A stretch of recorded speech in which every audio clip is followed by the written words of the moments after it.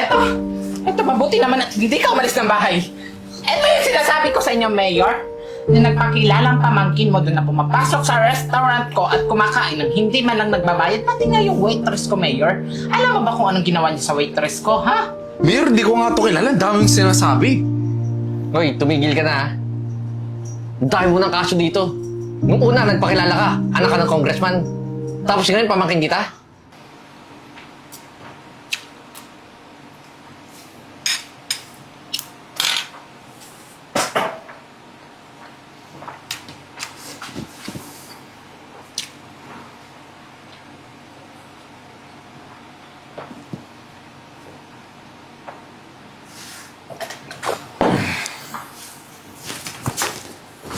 Sir, yung bayad niyo po. 130 po lahat. 130? Ito, babayara ko. Sir.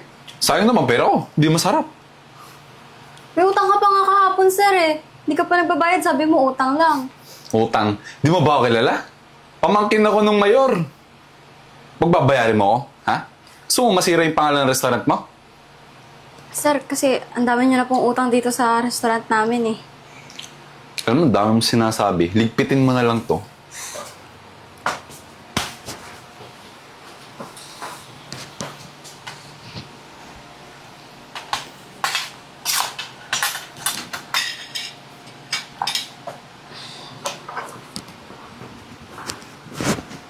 Ang tawag.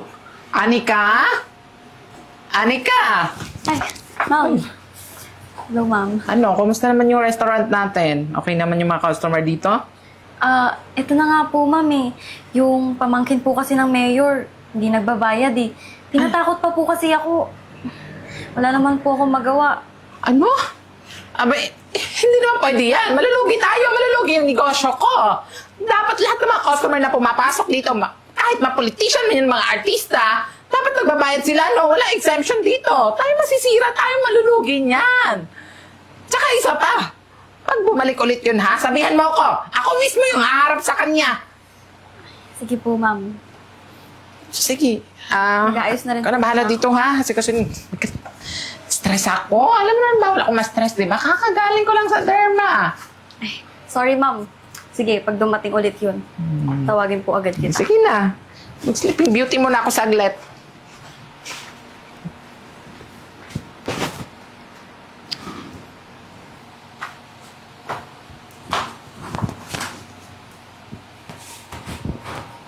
Kunin mo yung menu dali. Sir, di ka pa nga nagbabayad kahapon. Ang dami mo ng utang dito sa restaurant namin. Magagalit yung boss ko. Ang galit? Sa tingin mo hindi ko kaya magbayad? Tinitignan mo ba ako parang hindi ko kaya magbayad, ha? Baka nakakalimutan mo. Pamangkin ako ng mayor. Alam mo, kuha mo lang ang menu. Bagal mo, gumalaw. Nakakainis ka. Sir, Huli mo na. magagalit talaga yung boss ko. Stay mo, takot. Excuse me? Sandali nga. Ano nangyari dito, Anika? Sino yan? Sir, ayan po yung sinasabi kong pamangkin daw po ng mayor. Hindi naman nagbabayad. Ako ha, umu-order lang ako, tas ito ayaw ako pagservisan.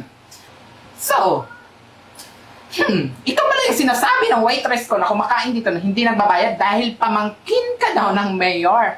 Yun ba yun? Bakit? Di ka ba natatawa sa tito ko, ha? Bakit ako matatakot, ha?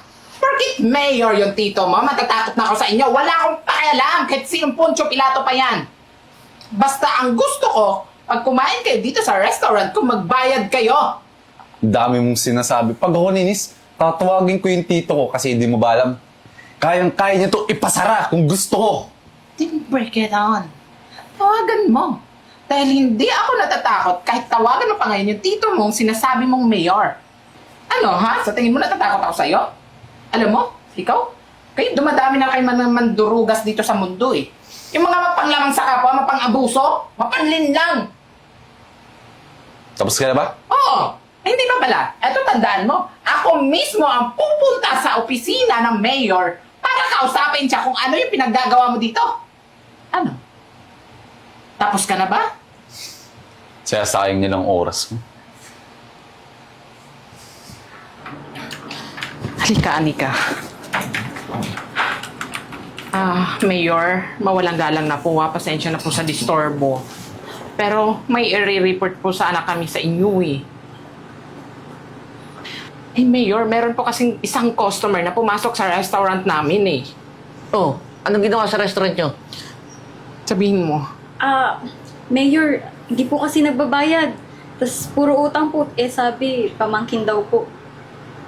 Bah, pamangkin? Yan po yung sinasabi niya, Mayor. Ginagamit po yung pangalan ninyo kasi inaakala ng taong yun na matatakot ako ah. Tinatakot yung waiter ko. Teka lang. Ano bang pangalan nun? Mark po, Mayor. Mark. Mark, di ba? Mark. Ah! Ay, yung marami ng atraso dito eh. Dati nagpakilala, anak daw ng congressman. Ngayon, pamangkin ko naman. Ba, yung pamangkin ko nasa US at nag-iisa lang yun. Ay, so anong ibig sabihin nito? Sorry, Mayor, ha? So anong ibig sabihin nito, Mayor? Mas mabuti pa, puntaan natin sa bahay nila. Para makausap nyo. Makausap natin. Alam niyo po ba yung bahay nun, Mayor? Nareklamo na dati yan. Kaya alam ko kung saan nakatira yan. Tara na.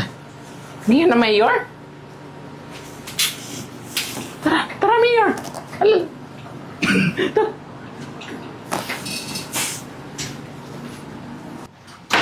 Lalaking yun. Halika, Mayor, ha? Eto, mabuti naman at hindi ka umalis ng bahay.